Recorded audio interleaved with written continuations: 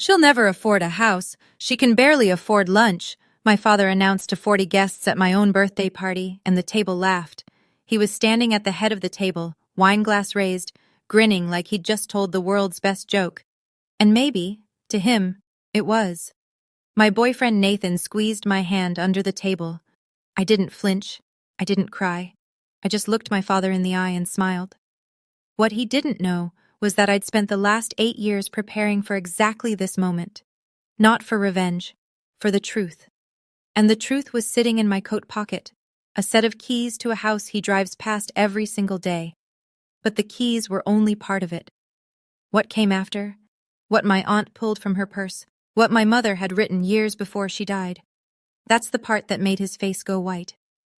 Before I go on, please take a moment to like and subscribe, but only if you genuinely connect with this story.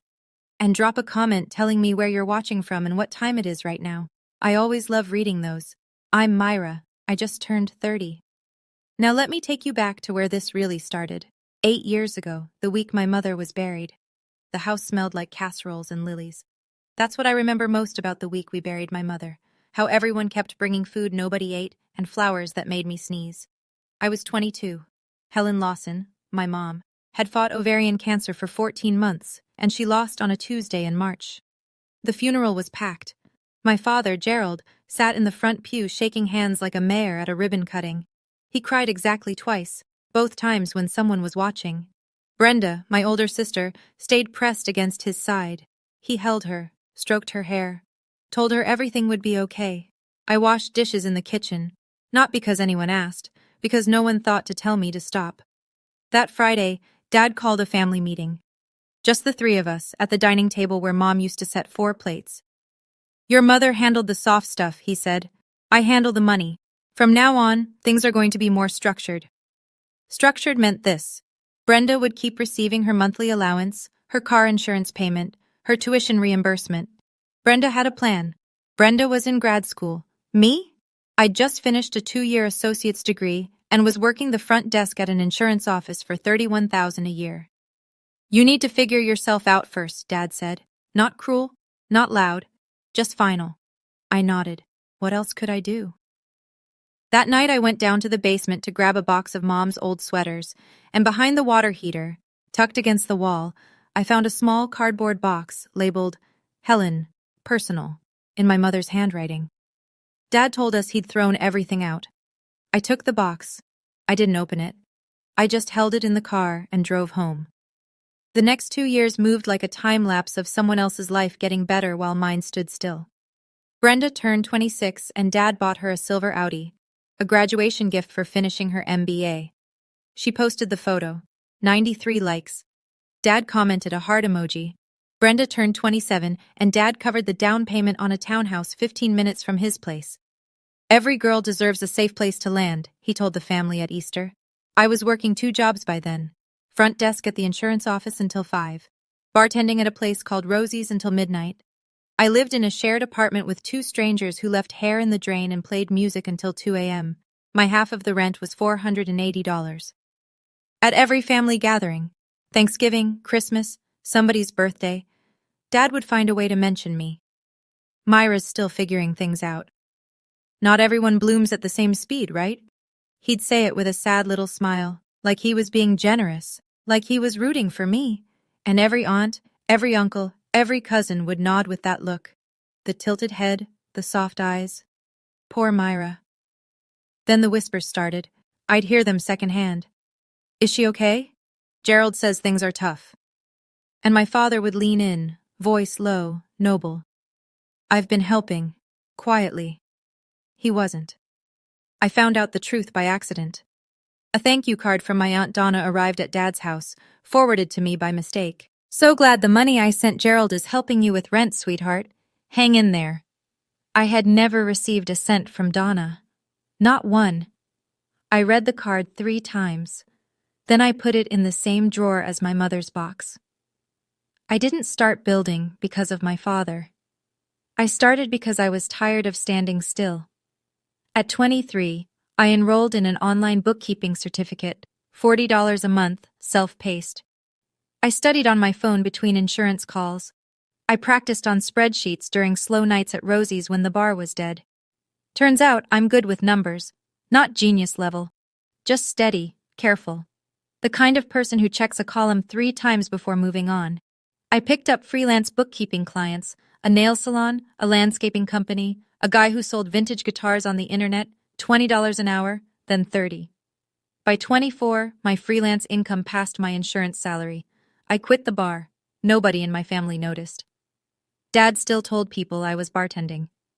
At her age, he'd say, shaking his head. I let him. Then I started researching real estate. Not because I had some master plan, because a podcast I listened to on the bus mentioned house hacking, and I thought, I'm already living with strangers. At least I could own the place. I spent 6 months going to open houses on Saturdays, learning neighborhoods, reading inspection reports for fun. At 25, I bought my first property. A duplex on Greenfield Avenue, 20 minutes outside the city. $87,000. FHA loan, 3.5% down. The kitchen had water damage and the carpet smelled like a wet dog. I painted every room myself. I watched YouTube tutorials and fixed the leaking sink. I rented the other half to a nurse named Claudia, who paid on time every single month. The rental income covered my mortgage. All of it. I didn't tell Brenda. I didn't tell Dad. I didn't tell anyone. I didn't hide my life to plan some grand reveal. I hid it because every time I shared something good, he found a way to make it small. I was 27 when my father tried to blow up my career. I'd just been promoted to senior administrative coordinator at the insurance company. New title, small raise, my own desk near the window. It was the first time in 5 years I'd felt like I was building something that couldn't be taken away. Then my boss, Linda, called me into her office on a Wednesday afternoon. She closed the door. That's how I knew. Your father called, she said. He expressed concern about your mental state. He asked us to keep an eye on you. I sat there very still while the walls got closer. He said you've been struggling since your mother passed. He said you put on a brave face, but... She trailed off. I'm required to flag it. It took me 3 weeks to clear it. 3 meetings with HR. A wellness evaluation I didn't need. A form I signed promising I had no current mental health crisis. All because my father picked up a phone and performed concern to a stranger. I almost lost the promotion. They almost put me on a monitoring plan. That night I sat in my car in the parking lot for 45 minutes. My hands shook on the steering wheel, not from sadness, from something hotter. He knew I was doing better, and he couldn't stand it. I drove home and opened the closet where I kept my mother's box. I'd been carrying it for 5 years and hadn't once looked inside. That night, I sat on the bed and pulled the tape off the lid. Inside, her gold-plated earrings, a faded photo from her college graduation, a recipe card for banana bread, and at the bottom, a sealed envelope with my name on it, in her handwriting. I picked it up, ran my thumb across the ink. I wasn't ready. Not yet. Thanksgiving that year, I walked into Dad's house owning 2 properties. Nobody at the table had a clue. I'd bought the second one 3 months earlier, a small ranch house in the same neighborhood as the duplex. Foreclosure, paid cash from the equity I'd built, and 2 years of freelance savings. I was 28, and my net worth had quietly crossed 6 figures. At the dinner table, I sat in my usual spot, the middle between cousins, away from the head where Dad carved the turkey like a king granting portions. Aunt Patricia leaned over. Honey, are you eating enough? Your dad says things have been tough. I blinked. Things are fine, Aunt Pat. She patted my hand. That look again, the tilted head. From the head of the table, Dad raised his glass. I just want all my girls to be okay. That's all a father can ask. Brenda nodded beside him. The room murmured agreement. No one turned to me and asked, What do you say? I realized something that night, sitting in that dining room surrounded by people who loved me secondhand, through the filter of whatever Gerald told them. He'd built a complete story. In his version, I was the struggling daughter and he was the sacrificing father, and the story was so consistent, so well rehearsed, that challenging it would only make me look ungrateful. That's the thing about a lie told by someone everyone trusts. It doesn't need proof, it just needs repetition. After dinner, I stepped onto the back porch for air. My cousin Derek followed me out. Hey, he said, leaning on the railing. My mom's been asking questions about the money she sent your dad. For you. She says something doesn't add up. I looked at him for a long moment. Tell her to keep asking, I said. I met Nathan at a real estate tax workshop in a hotel conference room that smelled like burnt coffee and industrial carpet. He was an accountant, quiet, the kind of guy who takes notes in full sentences. Halfway through the session, I asked a question about depreciation schedules for multi-unit rentals, and I caught him looking at me like I didn't match whatever picture he'd drawn in his head. After the workshop, he stopped me in the parking lot. That question you asked, you weren't hypothetical, were you? No. How many units? 3 doors, 2 properties. He nodded slowly, like he was adjusting a spreadsheet in his mind. Can I buy you a coffee? We dated quietly. I told Nathan everything, the duplex, the ranch house, the freelance clients, the 60% savings rate.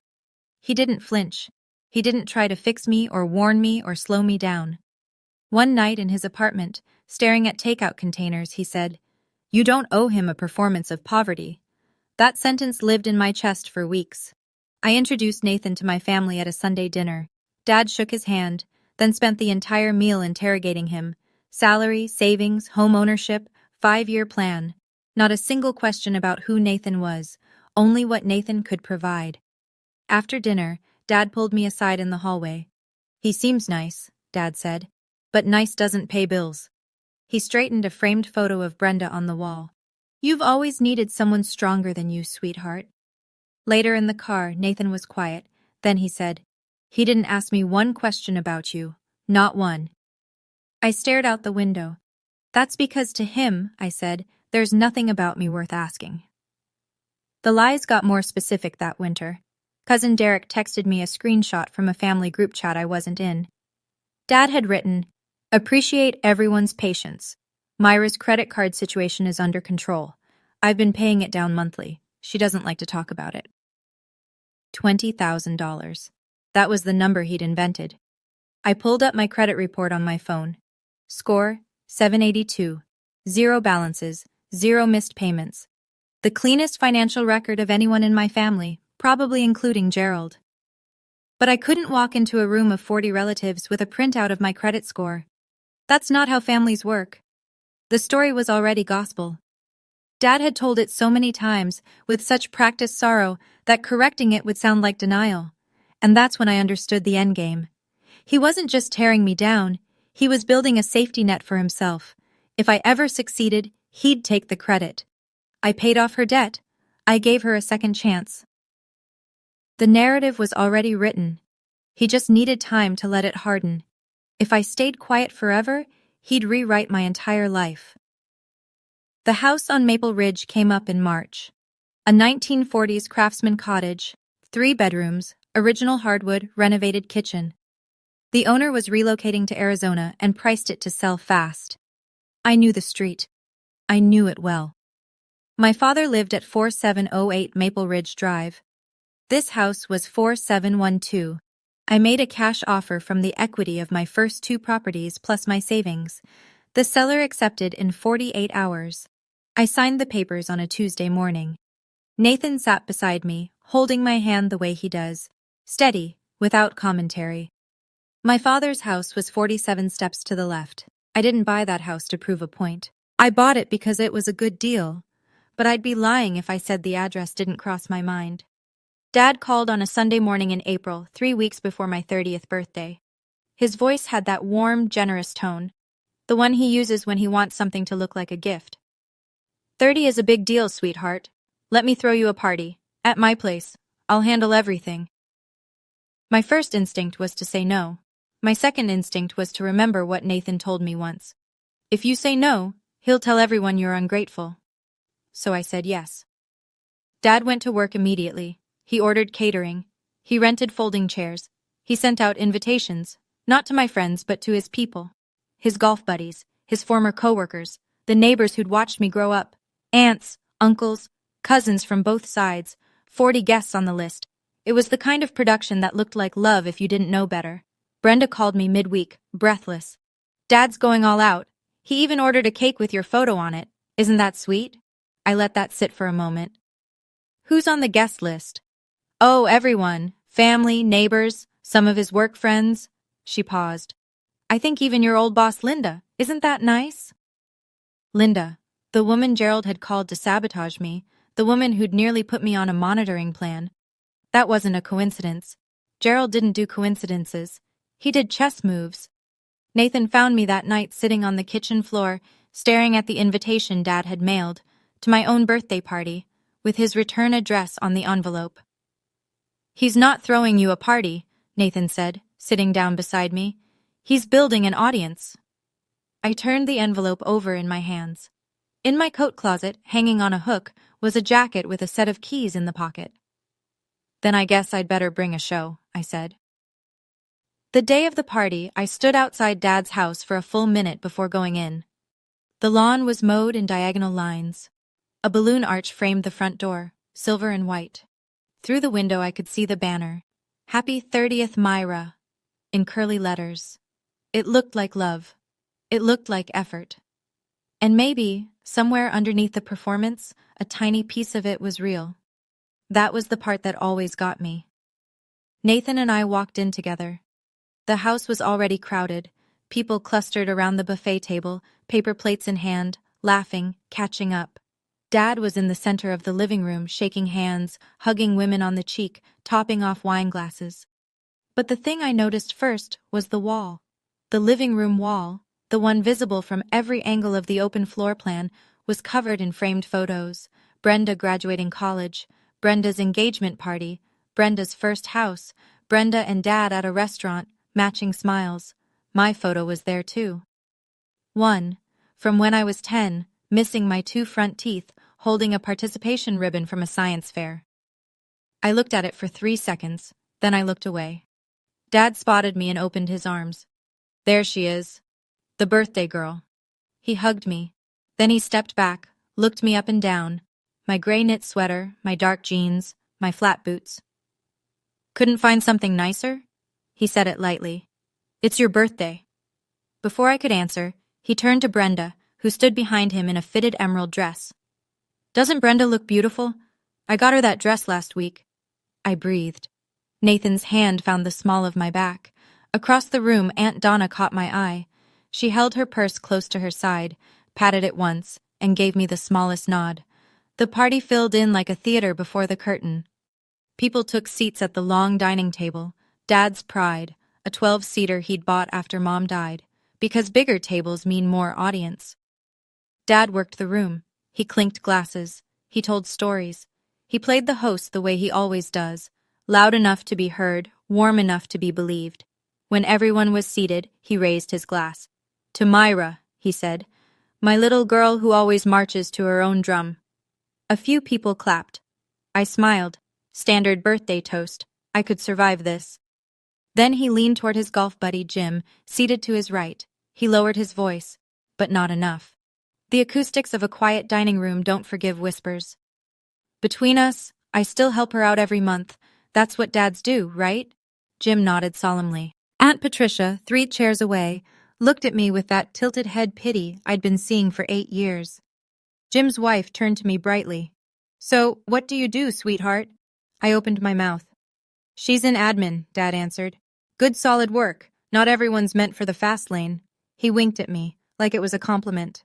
Under the table, Nathan's hand tightened around mine. I could feel his pulse, faster than usual. He was angry. I wasn't. Not yet. I was watching. I looked around the room, 40 faces, and every single one of them believed a version of me that my father wrote. The struggling daughter, the grateful recipient, the slow bloomer who needed Daddy's help. Dad stood up again, tapped his glass with a fork. The room hushed. I want to say a few more words about my Myra. His eyes glinted, and I thought, here it comes. He took his time. He always does. Gerald Lawson doesn't rush a performance.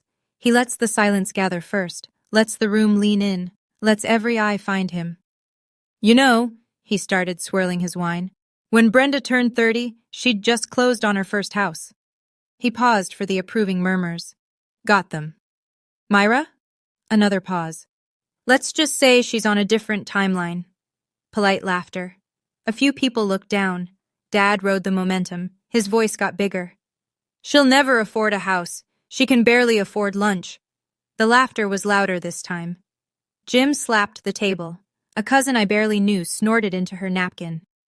Patricia pressed her lips together but said nothing. Dad spread his arms wide, grinning. But that's why she has me, right, sweetheart? He looked at me and winked. The room waited for me to laugh along, to play the part, to roll my eyes and say, "Oh, Dad, stop." I felt the blood in my face, the heat behind my eyes. Nathan squeezed my hand so tight I could feel each knuckle. 3 seconds of silence. I looked at my father, really looked. At the man who washed dishes in his own mother's kitchen growing up, who clawed his way to middle management, who built his entire identity around the idea that without him, none of us could stand. And I realized he wasn't joking. He needed this to be true. I smiled. Not the polite smile I'd been wearing all night. A different one. The kind Nathan recognized. The one that means a decision has been made. Actually, Dad, I said. My voice was steady, quiet. The kind of quiet that makes a full room go still. About that. I didn't rush either. Since we're all here, I said, and since you brought up houses, I rested my hand on the pocket of my coat, which was draped over the back of my chair.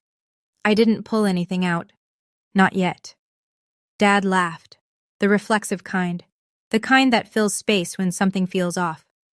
What, you got a lottery ticket in there? A few people chuckled. Not exactly. I reached into the pocket, slowly. The room tracked my hand the way people follow a match being struck. I pulled out a set of keys, 2 brass keys on a simple ring with a leather tag clipped to it.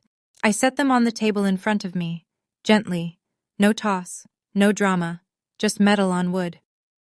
I closed on a house 6 weeks ago, I said. The laughter died. Dad's glass stopped halfway to his mouth. Brenda tilted her head, not the pity tilt I was used to from everyone else. A genuinely confused one. Wait, what do you mean? I mean, I bought a house. I looked around the table. Paid in full, no mortgage. The silence had texture now. I could hear the ice settling in someone's water glass. Dad set his wine down, carefully. The way you put something down when your hands might shake if you don't focus. Paid in full, he repeated. With what money? It was the first honest question he'd asked me in 8 years. I didn't answer it. Not yet.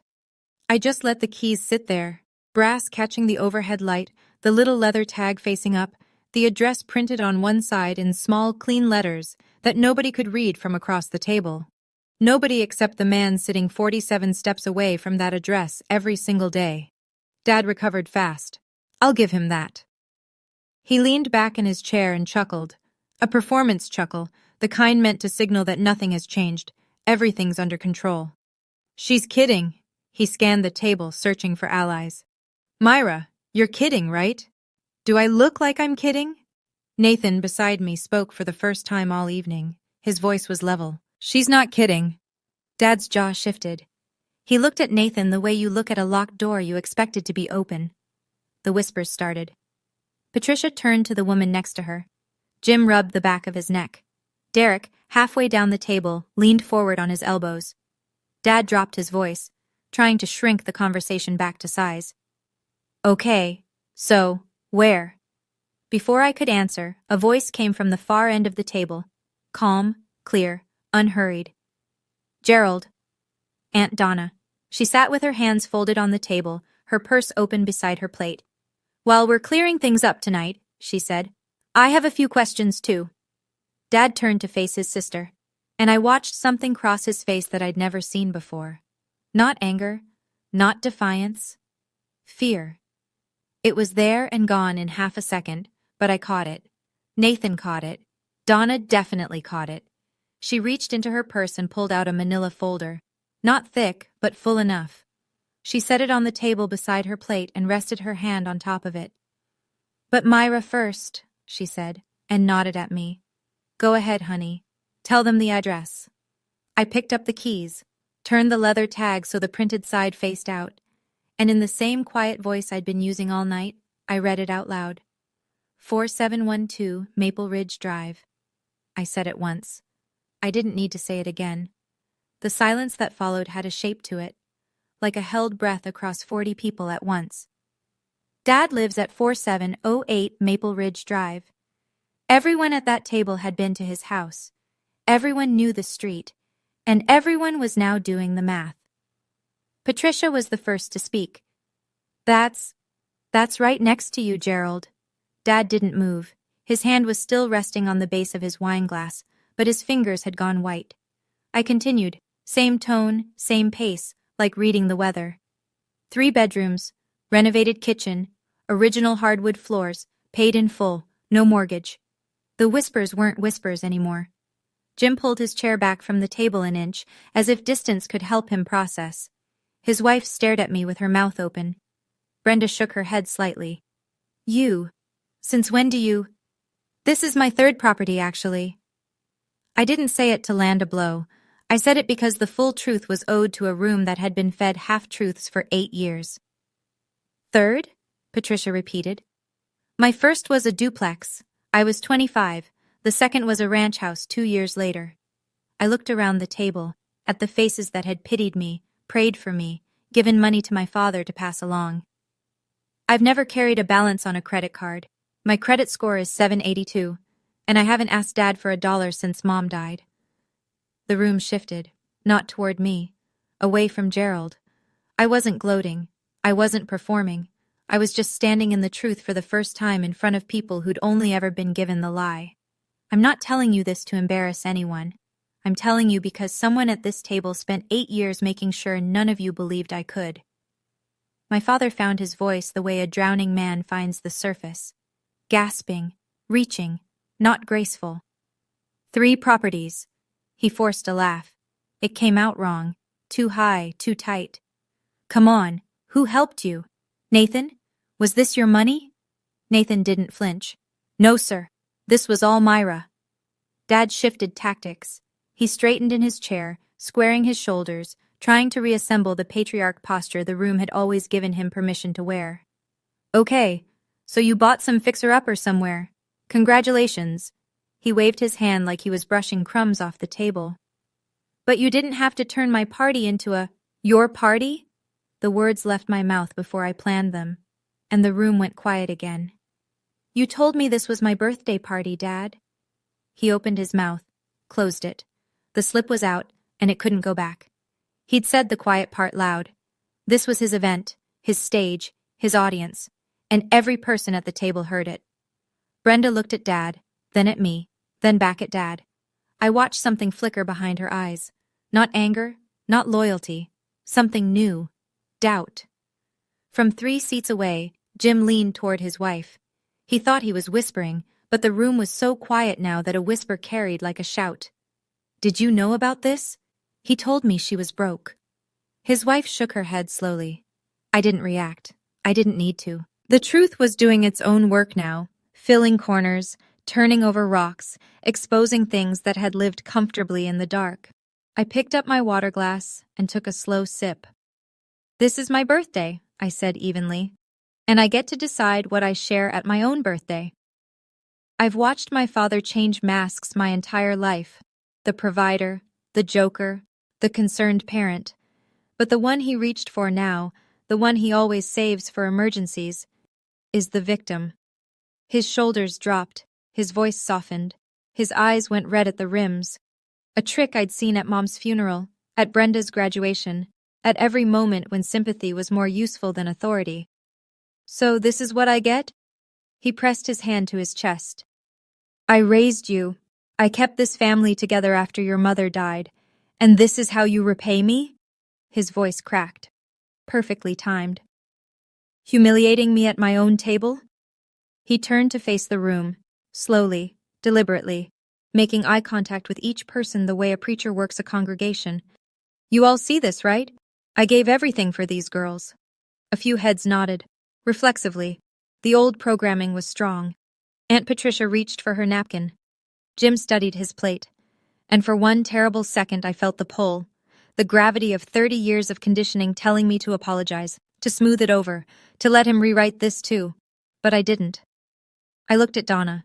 She met my eyes across the table, her hand still resting on that manila folder. You gave everything? I said. Not loud, not cruel, just clear. Dad, let me ask you something. The room held its breath. How much did Aunt Donna send you for my rent over the last 5 years? The color left his face the way light leaves a room when someone flips a switch. Donna stood up, slowly. She picked up the manila folder and opened it. I have the receipts, she said. Literally. Donna didn't raise her voice. She didn't need to. She laid it out the way a bookkeeper reads a ledger. Clean, factual, devastating. Over the last 5 years, I sent Gerald $14,200 in personal checks. Every single one was earmarked for Myra's rent and living expenses. She pulled photocopies from the folder and spread them across the table. Gerald told me she was struggling, that she couldn't make ends meet, that he was supplementing what I sent with his own money. She turned to me. Myra, did you receive any of this? No, Aunt Donna, not a cent. The photocopies sat on the table like evidence at a trial nobody had called. Each check was a snapshot, a date, an amount, a memo line. For Myra, rent help. For Myra, winter utilities. For Myra, car insurance. Patricia leaned forward, adjusting her reading glasses, scanning the copies. Her face changed with each one. Dad gripped the edge of the table. That was for household expenses. I used it for general. For what, Gerald? Donna's voice was still calm, still measured. She didn't live with you. He had no answer. The sentence just hung there, unfinished, swinging. Derek stood with his arms crossed, jaw tight, staring at his uncle. Then Patricia spoke, and her voice was the quietest it had been all night. Gerald, she removed her glasses. I sent you $600 last Christmas for Myra's car repair. You told me her engine was failing. Dad closed his eyes. My engine was fine, I said. It's always been fine. The room didn't explode. It deflated. 40 people sitting with the slow, heavy realization that the man they'd trusted, the patriarch, the provider, the voice of the family, had been pocketing their generosity and selling a daughter's dignity to fund the story. Donna closed the folder. I'm not here to fight, Gerald. I'm here because I wrote checks to help your daughter, and she never saw a dime. I stood up, not fast, not angry, the way you stand when you've been sitting with something for 8 years, and it's finally light enough to carry upright. Since we're being honest tonight, let me be completely honest. I looked around the room, at the faces I'd grown up with, the aunts who baked me cookies, the uncles who ruffled my hair, the cousins who played tag with me in this very backyard. Every one of them had been told a story about me, and every one of them had believed it. I bought my first property at 25, I said. A duplex on Greenfield Avenue. I was working 2 jobs and saving 60% of my income. I kept my voice even. Factual. I bought the second property at 27, a small ranch house, paid cash from the equity I'd built. The house next door, Dad's Street, is my third. I paused. I have never had credit card debt. My credit score is 782. I haven't asked Dad for a single dollar since Mom's funeral. I looked at the faces around the table. Some were staring at me, some were staring at Gerald. A few were staring at the floor. Every person in this room was told a different version of my life. I know, because I've heard pieces of it from almost all of you. The struggling daughter, the secret debt, the father paying it off. None of it was true. Linda, my former boss, spoke from the far end of the table. Her voice was tight. I owe you an apology, Myra. Your father called my office. About you. I should have talked to you first. I nodded. Thank you, Linda. Then I looked at the room one more time. I'm not angry at any of you for believing him. He's my father. Of course you believed him. I let that land. But now you know. My father sat down like a man who'd forgotten how chairs work. Heavy, graceless, all at once. The glass of wine he'd been holding all evening sat untouched on the table. The banner behind him still read, Happy 30th Myra, in silver cursive, and the irony was so thick it could have been a 5th guest at his end of the table. He looked at Brenda, his golden child, his mirror, the one who always sat beside him, who always nodded, who always agreed. Brenda was staring at her napkin. Her fingers were twisting the cloth into a tight spiral. You don't understand, Dad said. His voice was stripped down now. No performance, no projection, just a man talking to a room that had stopped listening. Everything I did because I love this family. I let the words exist for a moment, then I answered. No, Dad. You did it because you needed us to need you. I didn't raise my voice. There's a difference. He looked away. Out the window, toward the street, toward the house at 4712, which I now owned, which was dark and empty and 47 steps from his front door. He had nothing, no comeback, no redirect, no mask to reach for. Nathan placed his hand on my shoulder. He didn't say a word. He didn't need to. Patricia got up from her chair, walked around the long table, and wrapped her arms around me. She smelled like lavender and old guilt. I'm sorry, honey, she said against my hair. I should have asked you. Then Brenda spoke. Her voice was small, shaking. The voice of someone pulling a thread they know will unravel everything. Dad, she looked up. Did you also tell them I got my house because of your money? A beat. Because I paid you back. 3 years ago. You told me not to tell anyone. The room took another breath, and Gerald Lawson shrank a little more. The dining room had the strange hush of a place where too many truths had been spoken in too short a time. People were processing. Some stared at the table. Some stared at Gerald. Some stared at nothing. I sat back down. My hands weren't shaking anymore. I reached into my coat, the same pocket that had held the keys, and pulled out a sealed envelope. Cream-colored, slightly yellowed at the edges. My name, in my mother's handwriting, across the front. Mom left me a letter, I said. Dad hid the box it was in. Told us he'd thrown all her personal things away. I found it anyway. Gerald's eyes locked on the envelope. I watched recognition hit him. Not of the letter itself, but of what it meant. Helen knew. His wife, who died 8 years ago, had seen him clearly. I opened it 2 weeks ago, I said. I won't read all of it, but there's one part I think this room should hear. I unfolded the single page. Mom's handwriting was careful, even near the end, when her hands had been so thin the rings slid off. I read one line. Myra, your father loves in the only way he knows, by holding on. Don't let him hold so tight that you forget how to stand. I couldn't teach him to let go, but I can tell you, you were always strong enough. Donna pressed the back of her hand to her mouth. Patricia's eyes were wet. Derek looked away. Dad stared at the letter like it was a ghost. She wrote that? His voice was barely there. She knew, Dad. I folded the page and put it back in the envelope. She always knew. He didn't argue, didn't spin, didn't reach for a mask. For the first time in my memory, Gerald Lawson sat in a room full of people with absolutely nothing to say, not because he'd been caught, but because the one person who understood him best had written him down, gently and precisely, before she died. I stood one last time. Not to make a speech, not to deliver a verdict, just to finish what I started. I'm not here to destroy anyone, I said. I'm here because tonight was supposed to be about me, and it almost became another performance. I looked at the wall of photos. Brenda's graduation, Brenda's house, Brenda's engagement. My one photo, gap-toothed and 10 years old, holding a participation ribbon. I own 3 properties. I have no debt. I built this with 2 jobs, 7 years of 60% savings, and a lot of weekends spent learning how to patch drywall.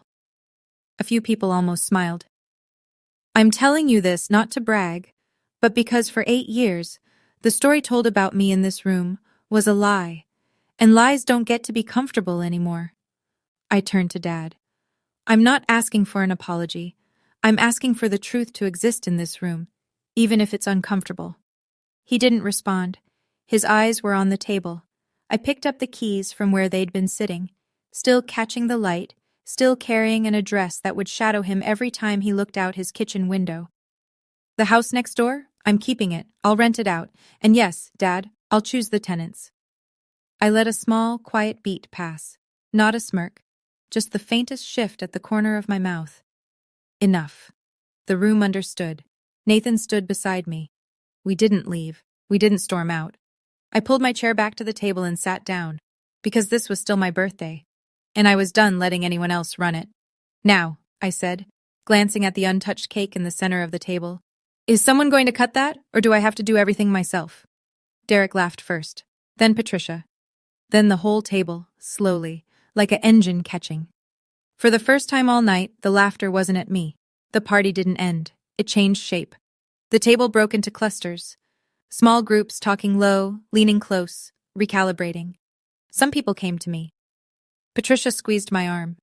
Derek brought me a slice of cake and said, "Happy birthday, cuz. For real this time." A second cousin I hadn't spoken to in years hugged me without a word. Others kept their distance. Not hostile, just recalculating. Gerald had been the axis of this family for so long that losing him as a reference point left people off balance. A few drifted to the kitchen, refilling drinks, avoiding eye contact. That was fine. I didn't need unanimous approval. I just needed the truth in the room.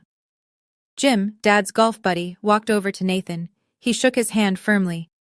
"She's something, isn't she?" Jim said. Nathan's answer was simple. "She always has been." Linda pulled me aside near the hallway. "Myra, if you ever want to come back, there's always a place for you at the office." "I appreciate that, Linda. I really do, but I'm good where I am." She nodded. I could tell she wanted to say more, about the phone call, about what she should have done differently. But some apologies are better left short. Dad sat at the head of the table, alone. His wineglass was finally empty, and no one was refilling it.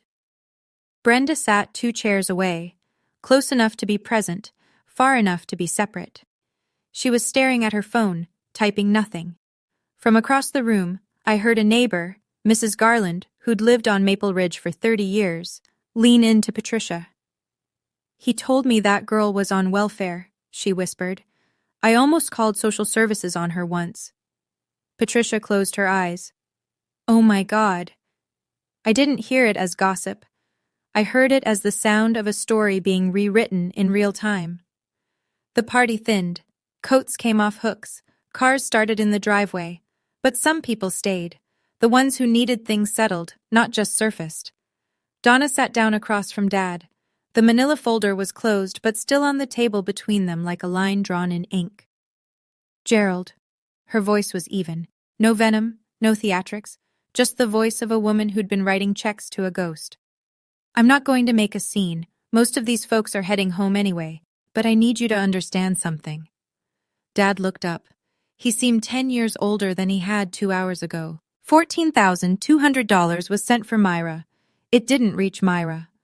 She folded her hands. "I expect it returned. I don't need it tomorrow, but I need you to acknowledge it." "It was a misunderstanding," Dad said, quietly, automatically. $14,000 is not a misunderstanding, Gerald. Patricia, who had been standing near the kitchen doorway, walked over.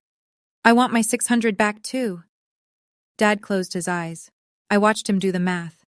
Not just the money, the full inventory, every lie tallied, every check cashed, every dinner where he performed sacrifice while spending someone else's love.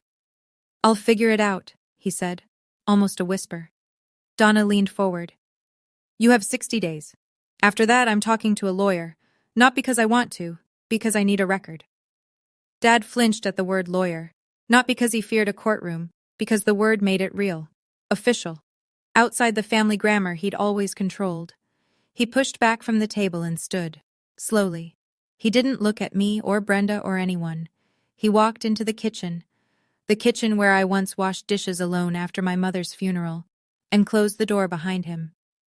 It was the first time in my life I'd seen Gerald Lawson leave the head of the table. "I still love you, Gerald," Donna said to the closed door. "But love doesn't mean I let you keep my money." The back porch was cold. April in the Midwest doesn't care about your revelations. It'll chill you anyway. I stepped outside for air. The porch light was off. I could hear the neighbor's sprinkler ticking in the dark. Brenda came out behind me. She didn't say anything at first. She just stood beside me, arms wrapped around herself, staring at the yard where we used to catch fireflies when Mom was alive, and the world was smaller and simpler. "I paid him back," she said finally. "The down payment, all of it. He told me to keep it quiet, said it was between us." "He told everyone he still supports you," I said. "I know." She pulled her cardigan tighter. "I let him, because it was easier than fighting." She was quiet for a moment. "I'm sorry, Myra." You didn't do this to me. No, but I didn't stop it either. I let that sit. Because she was right. And because the truth doesn't always need softening. We stood shoulder to shoulder. No hug, no tears, but something else. A doorway that had been sealed shut for years cracking open, just enough to let light through. 3 properties? She said. I almost laughed. Took me 8 years. That's... She shook her head. Honestly, that's incredible. I had good motivation. She turned to me. I could see her processing. The years of being the favorite, the years of accepting advantages she never questioned, the slow understanding that being chosen wasn't the same as being loved. Can I see it? She asked. The house, the one next door. Any time, she nodded. We looked out at the dark yard together. I was the favorite, she said quietly. I know that, and I'm starting to realize that wasn't a gift either. It was the most honest thing my sister had ever said to me. The first week after the party was strange. My phone buzzed constantly. Texts from family members I hadn't heard from in months. Some were kind. Myra, I'm so proud of you. Some were conflicted. That must have been hard for your father. And a few were the ones I expected. He's your dad, you should forgive him. I didn't respond to those. What I noticed more was the silence. The family group chat, the one I'd never been added to, the one where Dad posted updates about my fictional debt, went quiet. Derek told me nobody had posted since the party. The chat wasn't deleted. It just died, the way things die when the person who fed them stops being trusted. The ripple effects were small but measurable. Patricia called Donna to plan the next family dinner. Not Gerald. For the first time in a decade, Thanksgiving logistics didn't route through my father's kitchen. Jim and his wife stopped showing up to Dad's Saturday golf foursome. Not dramatically. They just found other plans, week after week, until the pattern became the answer. Mrs. Garland, the neighbor, left a card in Dad's mailbox. I never learned what it said. But Dad didn't wave to her from the driveway anymore. He called me once. It was a Tuesday night, raining. You've ruined me, he said. No preamble, no hello. I let the words sit. I told the truth, Dad. What you built on top of lies, that was always going to fall. Nobody calls me anymore, Myra. Are you happy? I thought about it. Really thought. I'm not happy about that, I said, but I'm not responsible for it either. He hung up. I sat in my apartment and listened to the rain and felt something I hadn't felt in years. The specific relief of a burden that belongs to someone else. Donna sent the email on a Monday. Formal, bullet-pointed. Subject line. Outstanding funds, resolution request. She itemized everything. Her $14,200, Patricia's $600. 3 other relatives who came forward after the party. Uncle Ray with $1,200 for Myra's dental work, Cousin Lisa with $800 for Myra's winter tires, and family friend Margaret with $1,400 for Myra's student loan payment. None of it had reached me. All of it had reached Gerald. Total, $18,200. Dad didn't fight it. That surprised me. Maybe he calculated that a legal dispute would cost more, not in dollars, but in whatever was left of his reputation. He withdrew the money from his retirement savings, wrote checks, sent them within the 60-day window, each one with a terse memo, reimbursement. He wasn't bankrupt, he wasn't homeless. He still had his house, his pension, his truck. But the cushion he'd built on other people's kindness was gone. Brenda started setting her own boundaries that spring. She told Dad she didn't want him discussing her finances with anyone, not relatives, not friends, not neighbors. When he pushed back, "I'm your father. I have a right to," she interrupted him. "You have the right to be my dad, not my spokesperson." I rented the house on Maple Ridge to a young couple, the Martins, both teachers. Quiet, kind, paid on time. I didn't pick bad tenants. I didn't pick loud tenants. I picked people who reminded me of Nathan and me, just starting out, working hard, saving every dollar. Every morning when Dad looked out his kitchen window, he saw their car in the driveway. A house that used to be someone else's was now mine, and there was nothing to undo about it. That spring, I ran the numbers. Duplex, ranch, cottage. My portfolio was worth just over $400,000. I was 30 years old. Not bad for a girl who couldn't afford lunch. 2 months later, I went back to Dad's house. Not for a confrontation, not for closure. I needed a box of Mom's Christmas ornaments that was still in the attic. Porcelain angels she'd collected since before Brenda was born. I wanted them for my apartment. Dad opened the door on the second knock. He was wearing a flannel shirt and reading glasses pushed up on his forehead. The house was quiet. Not peaceful quiet, empty quiet. The quiet of a place that used to echo with control, and now just echoed. He looked older. The lines around his eyes had deepened, and his shoulders sat lower, as if the scaffolding that held them up had been quietly removed. "Come in," he said. He made coffee while I climbed up to the attic. When I came down with the box, he was sitting at the kitchen table with 2 mugs. I sat across from him. For a long time, neither of us spoke. Then he said, "Your mother used to tell me I hold on too tight." He turned the mug in his hands. "I always thought she meant the dishes." I didn't laugh. "She meant people, Dad." He nodded, slowly. I know that now." I sipped the coffee. It was weak. He'd always made it too weak, and Mom used to add a second scoop when he wasn't looking. I didn't tell him that. I stood up and tucked the box under my arm. At the door, I stopped. "I'm not shutting the door on you," I said. "But I need you to stop lying. About me, about Brenda, about Mom. If you can do that, we can start over." Slowly. He didn't answer right away.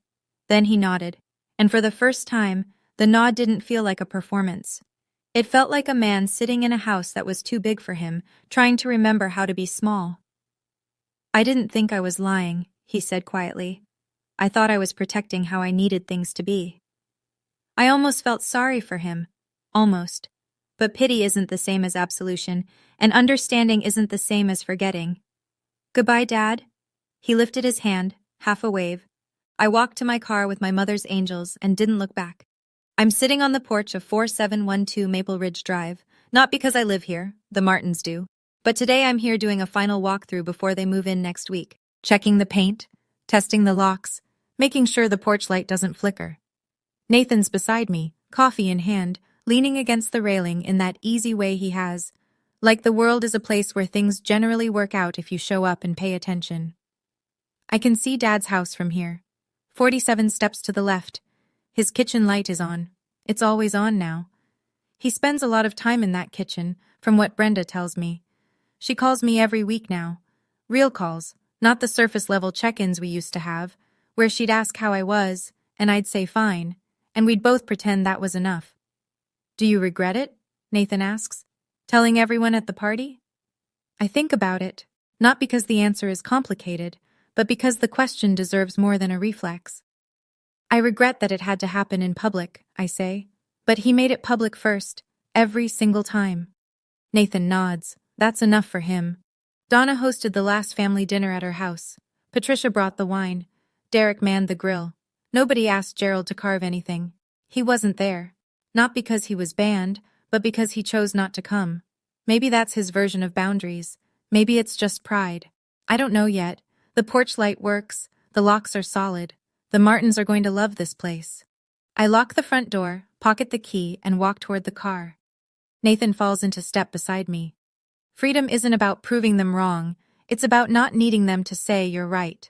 If you're listening to this, and you recognize your own father in mine, or your mother, or your brother, or whoever in your family made you feel like you were less than what you are, I want you to know something. You don't have to buy a house to prove your worth. You don't have to own 3 properties or memorize your credit score or slide keys across a dinner table in front of 40 people. That was my path. It doesn't have to be yours. What matters is the moment you stop accepting someone else's version of who you are. For me, the keys weren't the point. They were just the proof that I couldn't be narrated anymore. The real turning point happened years before the party. The night I sat in a parking lot with shaking hands and decided that I would never again let a man who didn't believe in me define what I was capable of. And if you're not there yet, that's okay. I wasn't there for 8 years. I held my mother's letter for 5 years before I opened it. I kept Donna's thank you card in a drawer for 3. I watched my father lie about me at every holiday table and said nothing. I'm not telling this story from a place of perfection. I'm telling it from the other side of a very long silence, Dad texts me sometimes now, short messages, a photo of the backyard, a weather update. He hasn't apologized. I don't think he knows how. But he's stopped lying, at least to me. And that's not forgiveness, but it might be a beginning. The Martins baked me cookies last week, by the way. Left them on the porch in a Tupperware container with a thank you note. I stood there holding warm snickerdoodles in front of a house my father said I'd never afford, and I laughed until my eyes watered. The irony was not lost on me. The best revenge isn't a house or a key or a set of receipts. It's becoming someone they can't narrate anymore. I keep Mom's letter in my wallet now, folded small, tucked behind my driver's license, where I can feel it every time I reach for something. You were always strong enough. Some days I believe it completely. Other days I have to read it again. But it's there. She made sure of that. Even from wherever she is now, she made sure. Nathan's waiting in the car. The engine's running. We're heading home. Our apartment for now. Maybe something bigger someday. Maybe one of my own properties, once the numbers make sense. I'm in no rush. I've learned that the best things I've built were built slowly, in silence, when nobody was watching. I walk past Dad's house. The kitchen light is still on. I imagine him in there, sitting at the table, drinking weak coffee, looking at his phone, wondering if anyone's going to call. Part of me wants to stop. Part of me knows that stopping right now would undo the boundary I spent 8 years building. So I keep walking. I'm 30. I own 3 houses. I have a man who sees me, a sister who's learning how to show up, an aunt who fights fair, a family that's rebuilding itself around the truth instead of around one man's need to be needed, and a father who is, very slowly, running out of stories to tell. I used to think turning 30 would feel heavy, like a door closing on the years I spent invisible. It doesn't. It feels like setting down a bag I didn't know I was carrying, like standing up straight for the first time and realizing the ceiling was never as low as someone told you it was. Nathan rolls down the window. Ready? I slide into the passenger seat. Keys in my pocket. Letter in my wallet. The whole road ahead. Ready? 30 looks good on me, but it looks even better with keys in my pocket and no one else writing the check. And that's my story. If you've ever been unseen by the person who should have believed in you the most, drop a comment and tell me. What was the moment you decided to stop letting someone else define your worth?